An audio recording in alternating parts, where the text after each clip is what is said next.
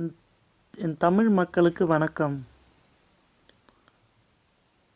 ஜல்லிக்கட்டு நடத்தணுங்கிறதுக்காக அந்த மக்கள்லாம் ஊர் ஊராக நீங்கள் இவ்வளோ கஷ்டப்பட்டுக்கிட்டு இருக்கிறீங்க. ஆனால் நம்ம படுற கஷ்டம் யாருக்கும் கண்ணு தெரியல. அவனும் நல்லா ஜாலியாக ஏசியில் தின்னுவிட்டு தூங்கிக்கிட்டோம், ஏசியில் போய் உட்காந்து படம் பார்த்துக்கிட்டோம் இருக்கிறாங்க. இதுக்கெல்லாம் அவங்க பதில் சொல்ல வேண்டியது வரும். ரொம்ப சீக்கிரம் அவங்க இதுக்கெல்லாம் பதில் சொல்ல வேண்டி வரும். இந்த ஓபிஎஸ் என்ன பண்ணிகிட்ருக்கான்? இவெல்லாம் ஒரு முதலமைச்சர் இந்த ஊருக்கு. ஜெயலலிதா அம்மா இருந்திருந்தாங்கன்னா இந்த மாதிரிலாம் அந்த மக்களை கஷ்டப்பட விடுவாங்களா? விட்டுருப்பாங்களா? அந்த 5 நாளாக மக்களுக்கு, குழந்தைங்க, பெரியவங்க, படிக்கிற பசங்க, வேலைக்கு போகிற பசங்க எல்லாம் ஆம்பளைங்க எல்லாரும் இத்தனை ஊராக உட்காந்துருக்குறாங்க பனின்னு பார்க்காம. யாருக்காவது கொஞ்சமாவது ஈவாக இருக்கா? மனசாட்சி இருக்கா? இந்த மோடி என்ன பண்ணிகிட்ருக்கான்? இவெல்லாம் ஒரு நாட்டை ஆள்றவன் மனுஷவங்களாம். இன்றைக்கி திடீர்னு அவசர சட்டம்னு சொல்லிட்டு சொல்கிறீங்களே, ஏன் இன்றைக்கி அந்த முதல் நாள் அந்த மக்கள் உட்கார்ந்துருந்தாங்களே, அன்றைக்கே சொல்லியிருக்கலாம்ல. 5 நாளாக அவங்க உட்கார்ந்து இந்த பனியில் கஷ்டப்பட்டு வெயில்லையும், இன்றைக்கி அவசர சட்டம்னு சொல்லி மக்களை ஏமாற்ற பார்க்குறீங்களா? மக்களை ஏமாற்றி முட்டாளாக்கணுன்னே இருக்கிறீங்களாடா நீங்களாம். இப்போ இந்த கூட்டத்தை கலைக்கிறதுக்கு உங்களுக்கு கூட்டத்தை பார்த்தது மிரண்டு போயிட்டீங்கள நீங்களாம். தமிழ் இப்படிலாம் இருப்பானுங்கிறது நீங்கள் நினைக்கல. இதுதான் உங்களுக்கு ஃபஸ்ட்டு அடி. உங்களுக்கு தமிழன்னா நீங்கள் அடிக்க வாங்கிக்கிட்டே இருப்பான்னு நினச்சிட்ருக்கீங்களா? நீங்கள் 5 நாள் கழிச்சு நீ இன்றைக்கி அவசர திருப்பு சொல்கிறிய. இந்த முதல் நாள் இந்த அவசர திருப்பு நீ சொல்லியிருந்தா இந்த மக்கள் இவ்வளோ ஒன்று சேர்ந்து இந்த 5 நாளும் படாத கஷ்டப்பட்டுருக்குறாங்கல்ல. முட்டாளுன்னு நினச்சிட்டிங்களா நீங்களாம்? தமிழெல்லாம் முட்டாளுன்னு நினச்சிட்ருக்கீங்களா? என்ன நினச்சிக்கிட்டு இருக்கிறீங்கன்னு ஒன்றுமே புரிய மாட்டேங்குது. ஒரு படிப்பறிவே கிடையாது. அவன்லாம் முதலமைச்சர், டெல்லி போகிறானம்மா. இவனுக்கு என்னத்த பேச தெரியும்? மோடிக்கிட்ட என்னத்த பேசியிருப்பான்? என்ன புரிஞ்சிருக்கும்?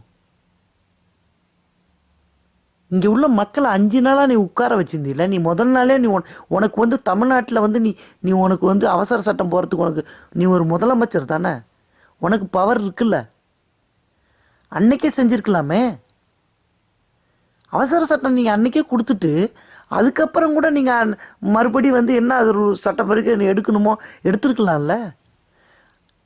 5-6 நாள்டா. நாளையோட 6 நாள் அந்த மக்களை வதைத்துட்டு இன்றைக்கி நீ அவசர சட்டம்னு கொடுக்குறிய. மானங்கட்டவங்களா நீங்களாம்?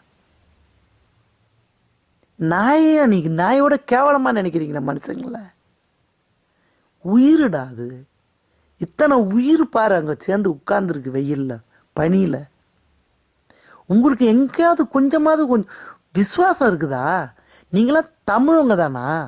உங்கள் உடம்புல ஓடுறதெல்லாம் தமிழ் ரத்தமா இல்லை வேற ஏதாவது ஒரு ரத்தமா? உண்மையாக நீங்களாம் தமிழவங்கள இருக்க முடியாது. நீ எதை வச்சு நீலாம் தமிழ்நாட்டை ஆளுவ? உங்களுக்கு ஆள்றதுக்கு தகுதி இருக்கா? ஃபஸ்ட்டு வெளியூருக்காரன் நம்ம நாட்டுக்கு ஒரு சட்டம் போடுவான் தமிழ்நாட்டுக்கு, அது தமிழ் மக்கள் கேட்டுக்கிட்டு போகணும்.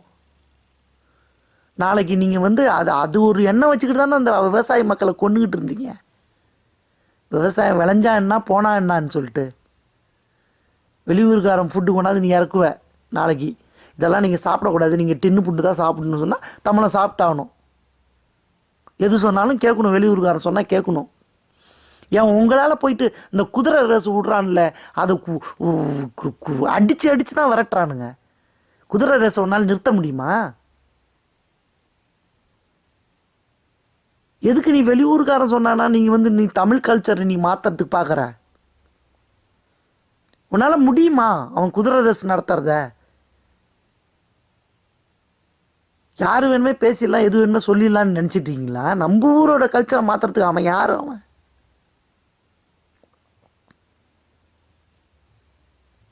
இந்த போலீஸ்காரங்க என்னன்னா அந்த சசிகலா பேச்சு கேட்டுக்கிட்டு மக்களை தடியடி அடிக்கிறது. அவ்வளோ கஷ்டப்பட்டு அங்கே உட்கார்ந்துருக்குறாங்க. மக்களை தடியடி அடிக்கிறது. அவள் அடின்னு சொன்னால் அவன் அடிப்பாங்க. உண்மையான இவங்க தமிழங்களா இருந்தா, இந்த போலீஸ்காரங்களுக்கு சொல்கிறேன், நீங்கள் உண்மையான தமிழ் இருந்தா நீங்கள் ஸ்டேஷனை இழுத்து மூடிட்டு நீங்களும் போயிட்டு மக்களோட மக்களாக உட்காரணும். தான் தமிழோட உணர்வு.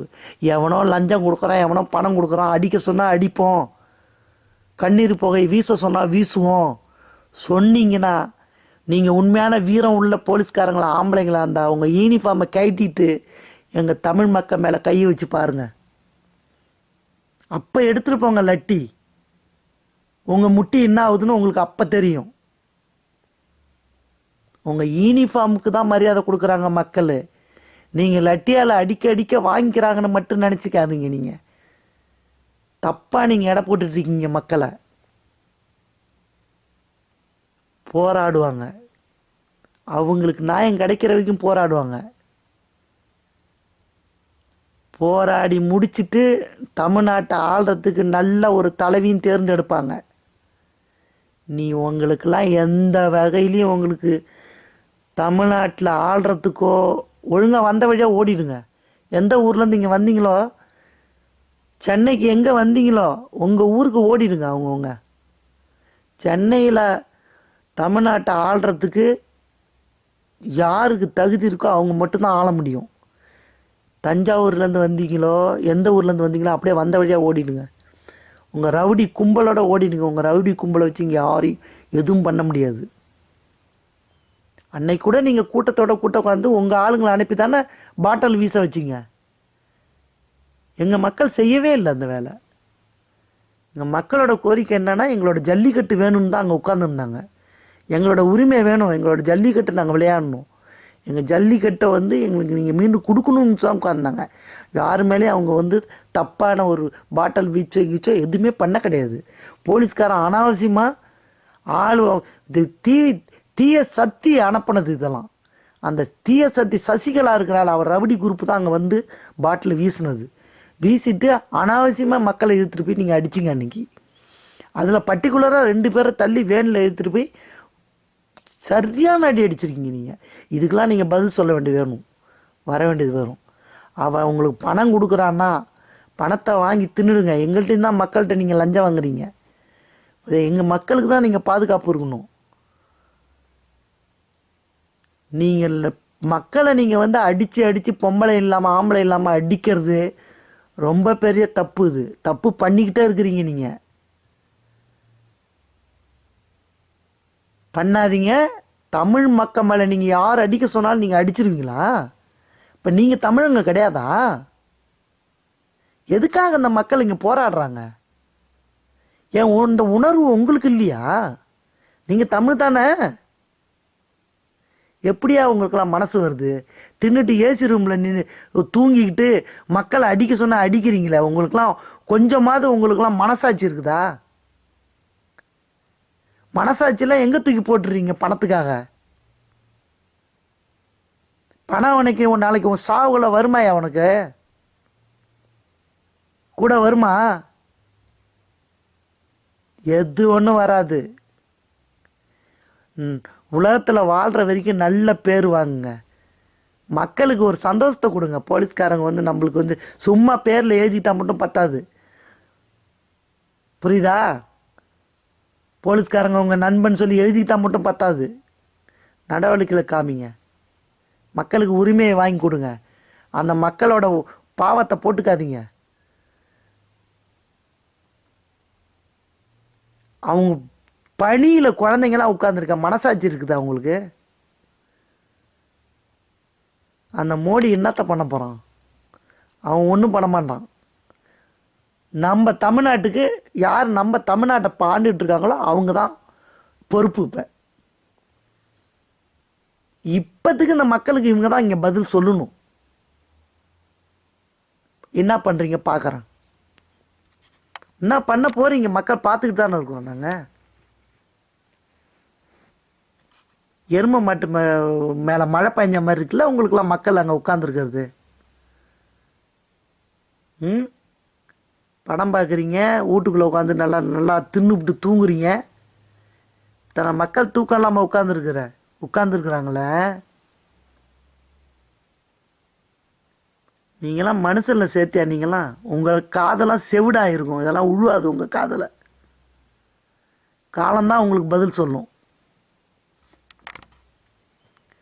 வணக்கம் மக்களே. பொறுத்திருந்து பார்ப்போம் நம்ம என்ன நடக்குதுன்னு.